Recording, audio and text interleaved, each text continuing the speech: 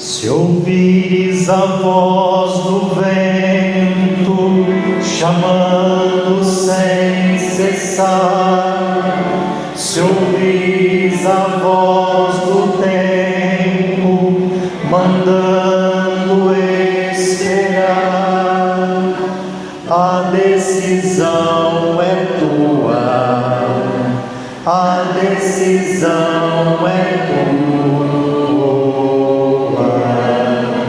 São muitos os convidados, são muitos os convidados, quase ninguém tem tempo, quase ninguém tem tempo. Se ouvires a voz de Deus, chamando sem cessar, se ouvires a voz do mundo, querendo te enganar, a decisão é tua, a decisão é tua. A decisão é nossa. Para tudo que nós fazemos, há um momento de decisão. Desde o momento que eu levanto da cama até o momento que eu fecho os olhos para dormir, é sempre um momento de decisão do que eu vou fazer. Quando eu levanto, quando eu saio de casa, quando eu encontro com os outros, quando eu decido ou não estar na presença de Deus, quando eu vou ou não naquele ou naquele outro lugar, quando eu escolho falar ou não falar, bem ou mal, é tudo uma decisão nossa, desde quando nós levantamos até quando vamos dormir. Dar testemunho é uma decisão. Testemunho em grego significa martiria, ou seja, martírio. Os grandes testemunhos depois de Jesus, porque Jesus é o grande mártir da nossa fé, é Ele é o mártir dos mártires, Ele deu a vida por nós. Ser mártir no início da igreja não era morrer por qualquer coisa. Mártir significa morrer, ou melhor, dar a vida, mas por Jesus, não por qualquer coisa, não por qualquer pessoa. Até podemos dar a vida para salvar pessoas, mas porque quem nos guia é Jesus. Tanto é que um santo da igreja, para ser canonizado, além de um processo canônico que todos os santos passam, né, para ser servo de Deus, né, e aí vai mudando, né, beato, até ser canonizado, o mártir, ele tem um processo diferente. Ele não precisa de provar milagres como alguns santos precisam para que o seu processo continue. O mártir já é um milagre em si, a vida dele. Só nesse capítulo 5 de João, que nós ouvimos pelo menos 10 vezes, aparece a palavra testemunho. E depois ainda Jesus diz assim: se outro viesse em seu próprio nome, estes vocês receberiam. Será que ele está falando de nós? Nesse momento ele está dizendo que ele, que é o Filho amado do Pai, o enviado de Deus para dar testemunho da verdade, ele não foi aceito, ele não foi acolhido. E ele está dizendo assim: se viesse outro, vocês iriam acolher. Como podereis acreditar vós que recebeis glória um dos outros e não buscai a glória que vem de Deus. Que glória nós estamos buscando? Jesus está dizendo isso. Nós recebemos muito mais fácil os outros ou os falsos do que Deus, e também buscamos glória ou nos vangloriamos, mas não buscamos a glória de Deus. Primeira leitura de hoje é um momento de ingratidão do povo, da leitura do livro do Êxodo. O povo havia acabado de sair do Egito. O que significa isso? Acabado de ser liberto da escravidão. Deus enviou o grande Moisés para tirar o povo daquela situação de escravidão, e num determinado momento o povo logo se esquece daquele que o libertou. Foi Deus que libertou o povo. Será que nós esquecemos também muito rápido do que Deus já fez na tua vida? Deus faz tanto bem na nossa vida, e a gente quando passa um momentinho de crise, um momentinho de dificuldade, fazemos como esse povo da primeira leitura: vamos procurar outros deuses. Olha a primeira leitura de hoje, o Senhor falando para Moisés: vai Moisés, desce Moisés, porque esse povo que eu libertei, que eu conduzi com minha mão para sair do Egito, corrompeu-se. Desce depressa, porque eles desviaram do caminho que eu prescrevi. Nós temos um caminho para seguir, e nós muitas vezes desviamos. Deus está mandando Moisés descer, porque quando Moisés subiu na montanha, Moisés falava com Deus face a face. Foi o momento de Moisés subir na montanha. Nós somos como esse povo às vezes, que aqui representam crianças, que quando os pais viram as costas ou os olhos, começam a praticar a arte. Isso é coisa de instante, porque a gente se esqueceu do que Deus já fez por nós. A gente esqueceu que Deus está aqui conosco e ao nosso lado. Moisés subiu na montanha, e o povo logo fez um bezerro de ouro, e começaram a adorar esse bezerro de metal fundido. Eles se inclinavam diante do bezerro para adorar, e ofereciam sacrifícios a esse bezerro feito por esse povo que outrora foi liberto. Questão de pouco tempo, Moisés subiu e eles começaram a adorar outros deuses. Será que é assim com a gente também? E aí então o Senhor disse a Moisés: vejo que este é um povo de cabeça dura. Será que na missa de hoje a gente tem que pedir a cura da cabeça dura? A cura de quem tem uma cabeça fechada? Se for, vamos pedir, porque se é isso que está fazendo a gente endurecer o nosso coração também,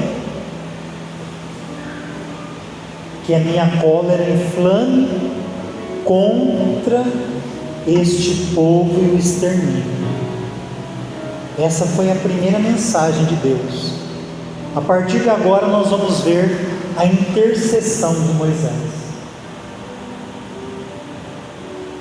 Um bezerro de metal, um bezerro de ouro, que aqui é o pecado da idolatria, é algo muito visível, muito fácil de ver. Mas hoje nós temos tipos de idolatria bem diferente de um bezerro, porém que está diante de nós no dia a dia. A missa, a Santa Missa, é o lugar da nossa salvação, como também os sacramentos. Que esforço eu faço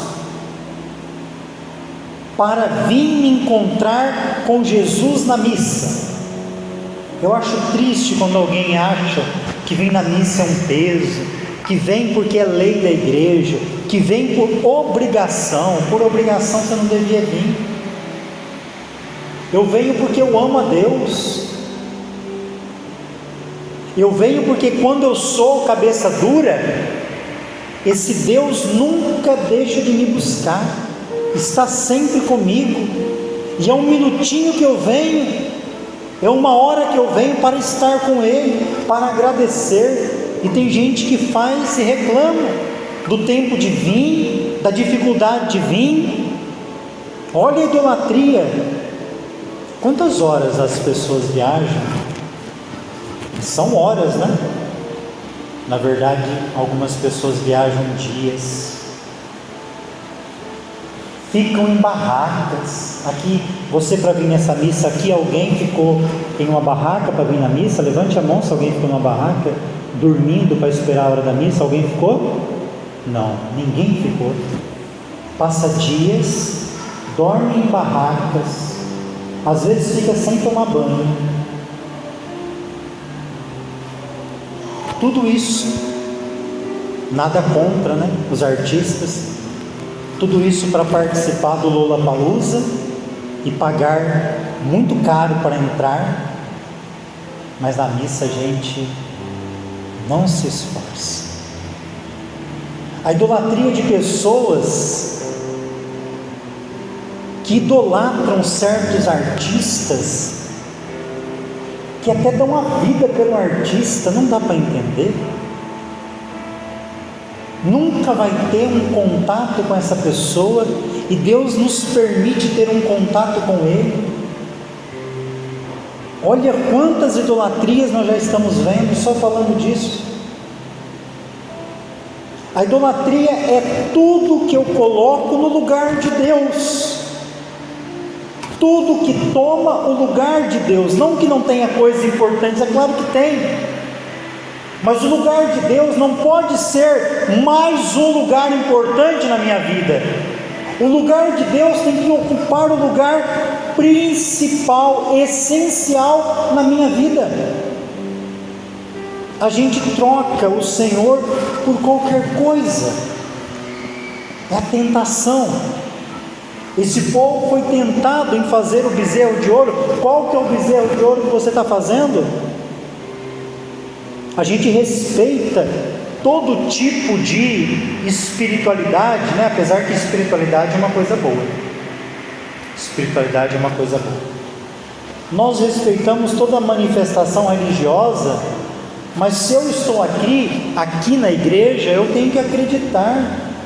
Não existe outra salvação além de Jesus, que é a sua palavra, que é o Cristo Eucarístico que eu comungo, que é o Cristo que me perdoa, que me batiza, que me crisma, que me une em matrimônio, que me une na unção, que me unge na unção. A salvação está nele e não fora dele. Pensa um pouquinho, se você também, como esse povo, ingrato, porque Deus libertou, e Deus deve ter feito já tanta coisa na tua vida, e nós somos muito idólatras. Nesse momento, Moisés vai falar com Deus. Moisés vai pedir para Deus não derramar a cólera dele sobre esse povo. Moisés diz assim, suplicando ao Senhor: por que, ó Senhor, se inflama a tua cólera contra o teu povo, que fizeste sair do Egito com grande poder e mão forte? E Moisés vai continuar falando de Deus que libertou, e no final o Senhor vai desistir de fazer o mal que havia ameaçado fazer contra o povo. Por isso que a intercessão, ela é muito forte e necessária.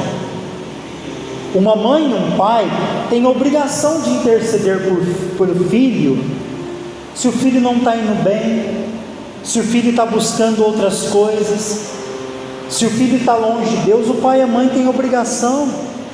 Se o teu matrimônio não vai bem, intercede por Deus, reze como Moisés: Senhor, lembraste daquele dia que o Senhor nos trouxe na igreja para nos unir em matrimônio?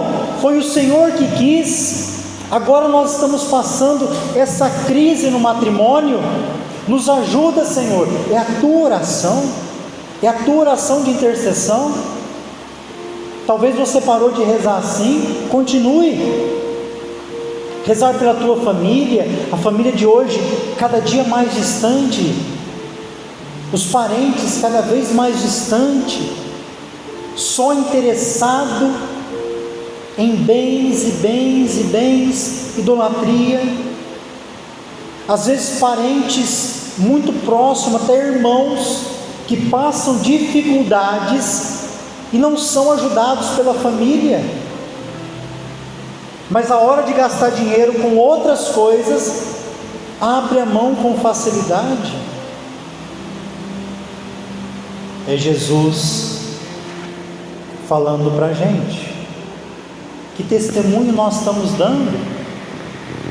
A gente se abastece de Deus, mas às vezes de uma maneira idolátrica.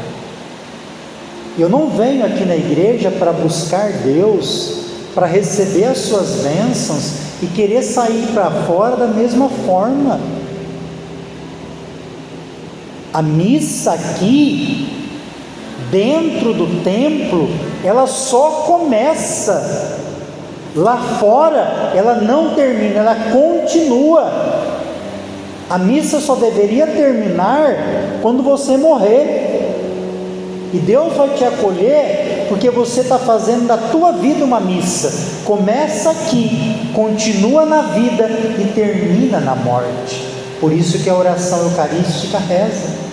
A oração eucarística reza pelos vivos, a número 1. Toda oração eucarística reza pelos mortos.